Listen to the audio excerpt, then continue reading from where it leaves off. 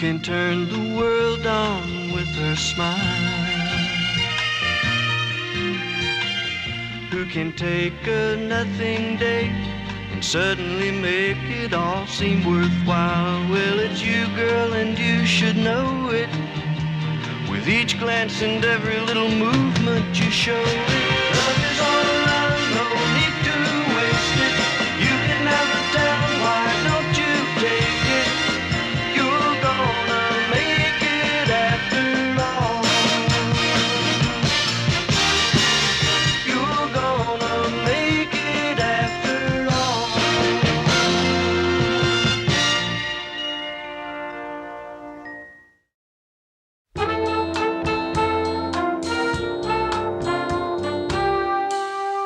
Now, good luck, Josh. Thanks a lot, Murph. Say hello to Walter Cronkite for us. I'll do that. Well, so long. Bye. So long. Bye. Walter Cronkite. What a break. From Ted Baxter to Walter Cronkite. Makes you believe there is a life after death, doesn't it? Hi, guys. What's up? Oh, we're just giving a little going away party for Josh. Oh, yes. Going out to write for good old Cronky. Anyway, I just hope Josh remembers he's no different than the rest of us.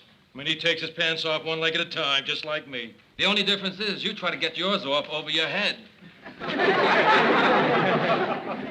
The only family I have, you know.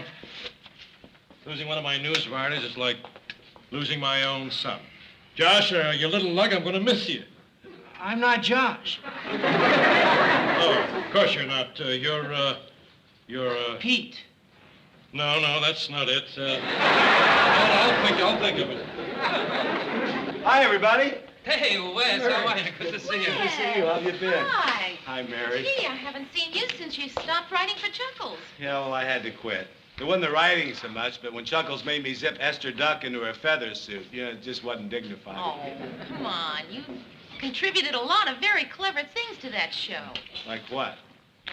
Well, you created the character of Maharishi Marshmallow. Maharishi Marshmallow?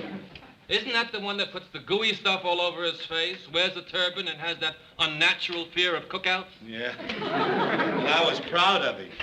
That's when I knew I had to quit. So, what have you been doing? Oh, just freelance writing.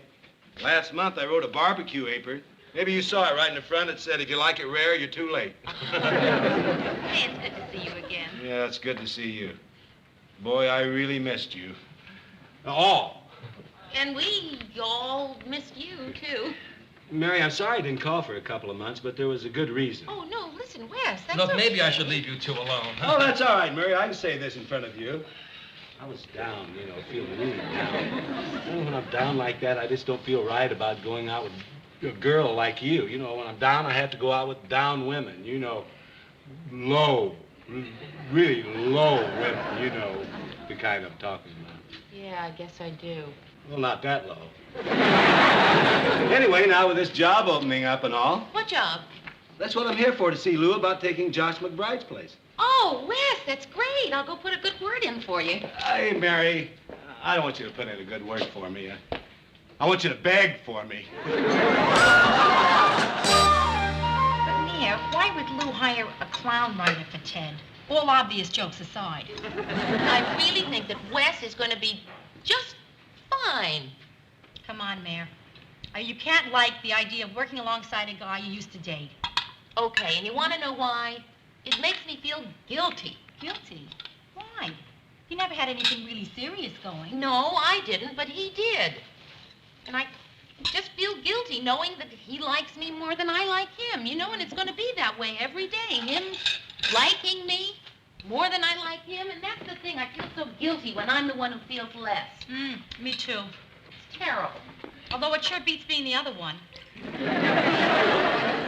Mary, I once worked with a guy that I had previously dated.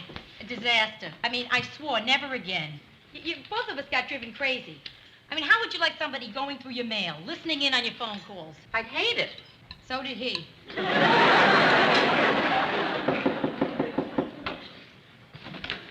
Hi, Mary. Wes, hi. Hi, Rhoda. Well, hi, Wes. Congratulations. I heard you got the job. Thanks. Are you ready to go? Go where? To work. I thought we'd drive to work together. Oh, well, sure, that would be fun for today. Well, we can do it every day. I don't mind. It's just a few miles out of my way. Oh, well, I don't think we'd want to do it every day. Why, how come? Well, because like today at my lunch hour, I was going to use my car. I was going to use it to. Well, you can use mine for that. And then after work, I thought I'd do a little shopping. You know, probably spend hours looking for dresses. Oh, I'll take you shopping. I've been watching you try on clothes. I can't think of a better evening than that.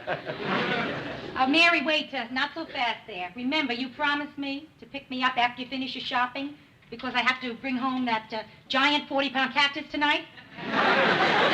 This is true, and Wes, you only have the 2 seats in your car, so. You're not just making all this up so you won't have to drive to work with me, are you? Oh, no, Wes, no. Well, I'll tell you, I'll put the top down and then put the back seat down, and we'll wedge the cactus in there, and Rhoda can sit on your lap. You ready? Well, then I'll see you tonight. One question. Where am I going to find a 40-pound cactus?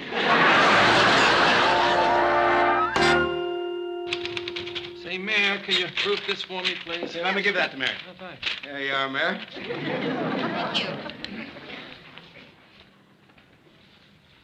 Did you want me to prove something for you, Wes? No, I just thought I'd stretch the old legs and say hi. I'll let you get back to work. You thought about where you'd like to have lunch today? Oh, no, I hadn't. There was this great Chinese place down the street. I thought... Oh, good, that sounds fine. 'Cause I gotta finish this. No, you're in the middle of it. Of course, if you like Italian food, there's a brand new... On the other hand, a great new Greek place is, so what do you think? Whatever you want. Well, I'll decide. Suppose I just narrow it down to 3. Say, Wes, you know, it might be a lot easier if you and I trade desks. Oh, don't be silly, Murray. I mean, after all, that's your desk. You've been there for a long time. I'm sure you wouldn't want to give it up, would you? I'm sorry. I'm talking too much. Is this I'm so happy about the new job and all. Wes, I'm glad you're here. I'd like to give you 1 or 2 little hints, make it easier for you to write for me. Sure. First, in the field of foreign news, try to avoid countries and politicians whose names are impossible to pronounce. Last night, some joker gave me a story about Ethiopia. I had to pronounce that guy's name, you know, the guy that's king of it or something. Haile Selassie? Yeah, that's the guy. Well, in the future, try to avoid him. As a matter of fact, just avoid Ethiopia. Nobody cares about it anyway. Well, Murray, I've gone over this 3 times. I can't find any mistake. No, that's okay. Ted'll find it. Oh, Wes, I heard you were here. I gotta talk to you. Oh, hi, Chuck. Mary, you know Chuckles the clown. Oh, yeah. Hi, Chuck. Look, Wes. Look, I was in the middle of rehearsal, and suddenly I realized I got big problems. Look at this. My idiot writers have got me swallowed up by Moby Pickle. You know, he's the biggest gherkin in the world. 2 pages later, I escaped. There's no gazinta, there's no development, there's no big jokes, there's no motivation. No clowns in the newsroom. Sorry, Lou. This is important, Grant. Will you look at this? They got me, Esther Duck, and the Maharishi Marshmallow in this pickle. My heart goes out to you. What's up? You know, Chuckles is caught in this giant pickle and doesn't know how to get out. Oh, yeah, I knew about that. Come on, Wesley. How do I get out? Huh? What if the pickle just says to them, I'm sick of this. You got 10 seconds to get out of here. Now, Pickle would never say that. I got to get back to work, Chuck. No, Wes, you're not going to leave me in there. All right, do you have your little lunch bucket with you? Oh, yeah, I never go anywhere without that. Yeah, all right, well, you reach in and pull out a pastrami sandwich and say, you know what would go good with this? A pickle. And then that gives you the idea. What idea? Well, you eat your way out. I eat my way out. You know, I think it'll work. Oh, it's gotta work. Wait a second. You're trying to tell me that 3 people can eat that much pickle, monster? Look, it's a fantasy, Baxter. You're telling me that's why it's not real. But you want to know what's real? Ratings are real. Did you get a good look at last month's ratings? Chuckles the Clown, 17. The 6 o'clock news, 6. That's no fantasy. Wait a minute, clown. Who you calling a clown? Well, if the shoe fits. Think you're so hot? Everybody here knows that Esther Duck's been carrying you for the last 5 years. You know what she was doing when I found her? Nothing. You know what Murray was doing when I found him? He was a wino on Skid Row begging for quarters. Besides, Chuckles, everybody knows you're the only guy on your show that struck out with Princess Potato. You go too far, Baxter. Boy, talk about Mr. Sensitive. Well, I'm going to lunch. Say, Wes, can you loan me a quarter for a bottle of Muscatel?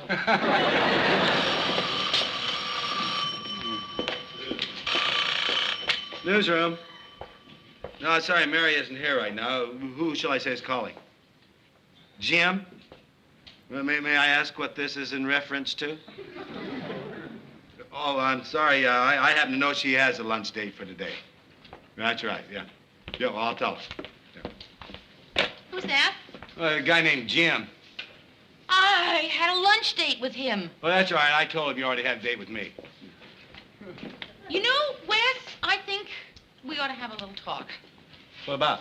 Well, Wes, you and I are going to be working together very closely, you know. I mean, I'm going to get personal phone calls. You'll get personal phone calls. No, I don't take personal phone calls in the office, Mary. Uh-huh. Well, what I'm trying to say, Wes, is that because we are working... I understand. I understand, Mary.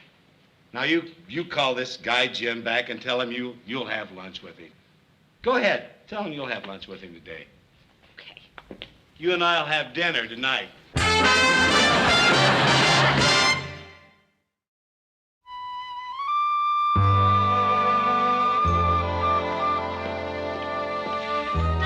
Oh, Mayor, Wes asked me to tell you not to go. He wants to see you first. He's down with Chuckles. Seems that Chuckles is trapped in this giant cookie jar, and Wes is trying to figure a way out. Boy, I wish I could figure a way out. Oh, that thing with Wes is getting complicated, huh? Oh, Murray, it's just so mixed up. I mean, I'm really glad that he's working here, you know? But the last couple of weeks, he's been driving me right up the walls. Well, maybe you ought to try talking to him about it. I can't. Every time I do, he gets this hurt, sad look in his eyes, like when Bambi lost his mother. Oh, come on. You've always had trouble with that. You can't be angry with anybody.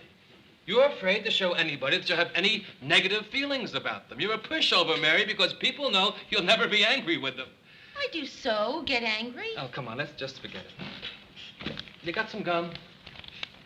Yeah, I have gum, Murray. I got 2 pieces of gum, and I want them both. And I'm not afraid to tell you that I am not giving you any because I am sick and tired of you always bumming gum from me, Murray. Never even thinking to go out and buy yourself a package for your own self because you're always so sure that you're going to get mine. Well, this time you're wrong, Murray. Yes, I have gum. It is sugarless cherry. Yes, Murray, sugarless cherry, your very favorite, most beloved kind. And I am not afraid to tell you that you are not getting any.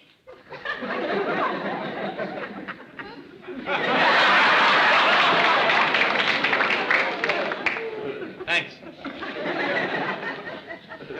Burning the old 7 o'clock oil, huh? I'm just waiting for Wes. Yeah, me too. You want to see me about something? Hi. Wes, Hi. be right with you. All right. Mary, give me a couple of minutes and we'll go out and celebrate. Celebrate? Yeah, well, I got this idea. I'm about to pitch to Lou, and if he buys it, well, we'll celebrate. Maybe I ought to try it out on you first. Now, if you don't like it, it'll ruin my confidence when I go in there. Wes, maybe I'll like it.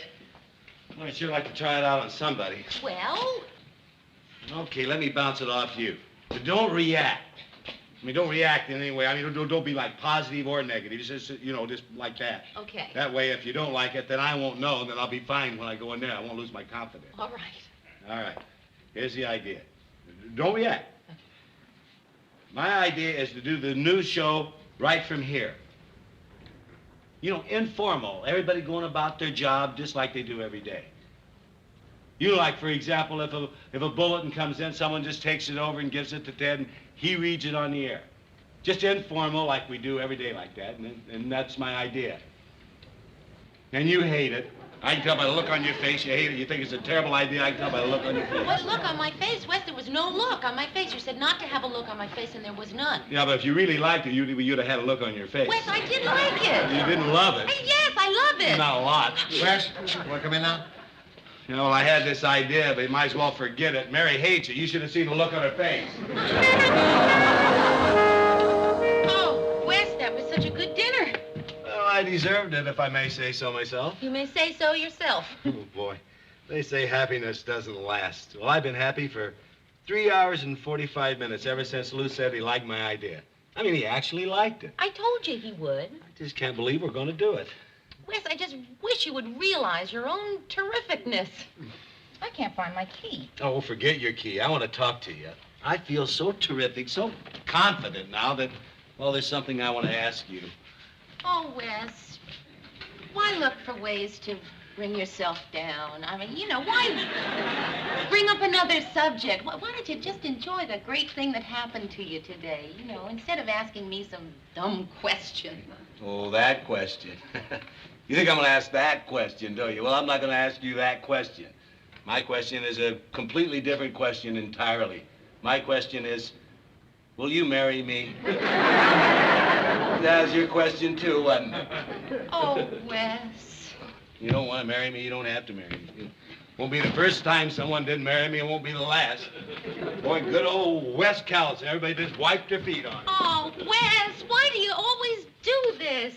You go out of your way to make yourself miserable. I don't think you even want to marry me anyway. I think you just asked me that so I would say no so that you could feel miserable. No psychology. I don't want to use psychology. It's not. Well, here I am home again after a hard day's work.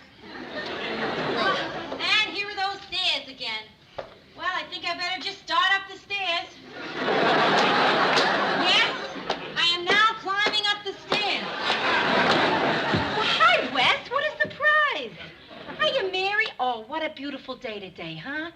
I am reading the most spellbinding book, and I would love to stay here and chat with you two, but I have to go right upstairs and finish it. Well, are you through psychoanalyzing me, or can I go now? No, Wes, I think you should stay so that we can say whatever it is we have to say to each other. I am now coming down the stairs again. You look like a fool. I left my groceries in the car. I am now coming down the stairs. Wes, will you please come inside so that we can talk? No, I'm going to go. I'm going to get out of here. I hope I lose my job so I never have to see you again. You want to know something?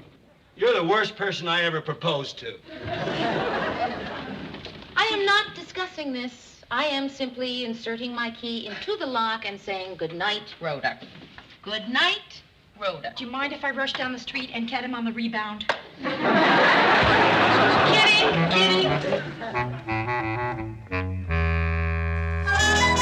All right, everybody, we're on the air in 5 minutes.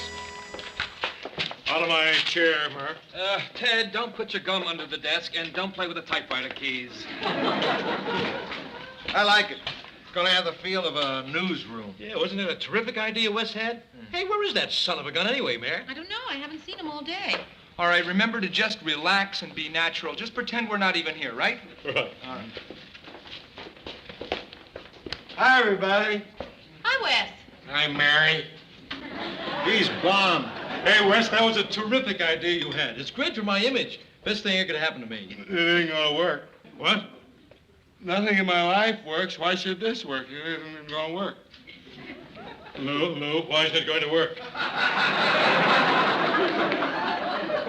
Don't worry, Ted. Don't worry. It's gonna work. It's gonna work. Why isn't it gonna work? Ask her. She thinks she knows everything. It's going to work. It's a great idea. Yeah. Come on, Wes. Come on. Just sit right down here and relax. Fat lot you know, Mary. All right, Ted, we'll open on a shot of you working on story. Then you'll swing around and look right into the camera. And if you think of it, you might introduce some of the other people around you and let the folks at home know who they are. Right. All right, 2 minutes, everybody. I got to go up in the booth now. Good luck. 2 minutes. Here's your copy, Ted. Wait a minute. What's this Dateline Ethiopia doing here? I couldn't help it, Ted. There was an earthquake there. Is that King guy's name in here? Yes, it is. Well, then the heck with it.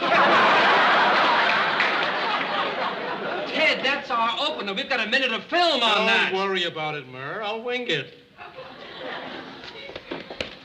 You think you're so darn terrific, don't you, that everybody here loves you? Well, you're looking at one guy who doesn't. I'm picking that up in here, Wes. 5 seconds. 4, 3, 2, 1. Cue, Ted. Hi, Ted Baxter here, 6 o'clock news. If our set looks a little different tonight, it's because we're trying something a little different tonight. We thought we'd bring you our show right from the newsroom to bring you the excitement of the news as it happens. I'd like you to meet some of the people behind the scenes. This is our associate producer, Mary Richards. Best legs in local TV. You can't see them now, you'll have to take my word for it. Oh, here's Wes Callison, one of our new guys. But as you can see, he's already made some good friends here, if you get what I mean. Right, Wes? Look, Wes, why don't you go back to your desk and work on that story we were discussing earlier, okay? Sit down. And over here is Murray Slaughter, our ace news writer. You want to wave to the folks, Murray? Over here is our producer, Lou Grant. You want to come out and say hi to the folks, Lou? No.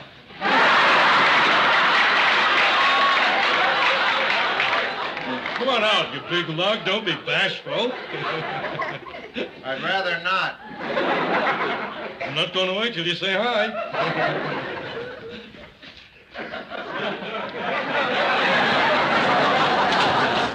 Well, that's our staff. And now the headlines. A major earthquake. Mary, could I talk Somewhere. to you just for a minute? Consumer prices rise again by a record high. We're talking about the news, okay? Teachers' bill passed by City Council. The president announces new plans to fight inflation. 500 firefighters halt a brush fire in Humboldt National Park. That's the phone. Could be a hot news story coming in from one of our on-the-scene WJM reporters. You want to answer that, Mayor, so we can listen in? Newsroom? Hi, Mary.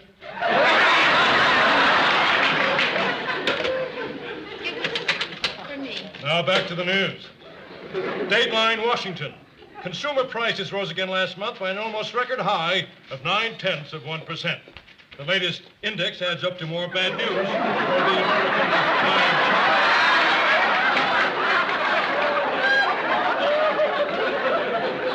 Bulletin. Mr. Baxter. I've just been handed this bulletin by Murray Slaughter. Thanks, Murr. That's the way we do things around here. Bulletins right off the wire. Murray brings them to me, so you get the news when we get the news. Now on the lighter side. Oh, yes. That's Dateline, Jakarta. That's Dateline, Jakarta. American Vice Consul Robert Dillingham was released unharmed by Indonesian terrorists who kidnapped him 4 days ago. Oh, that's certainly good news, isn't it, gang? Isn't it, gang? Oh, yes.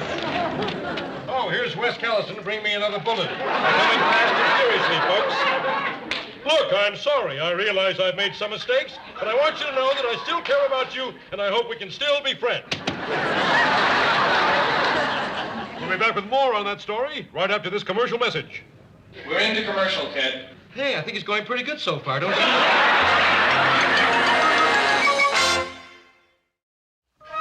So until tomorrow, this is Ted Baxter saying good night and good news. All right, Ted, we're off the air.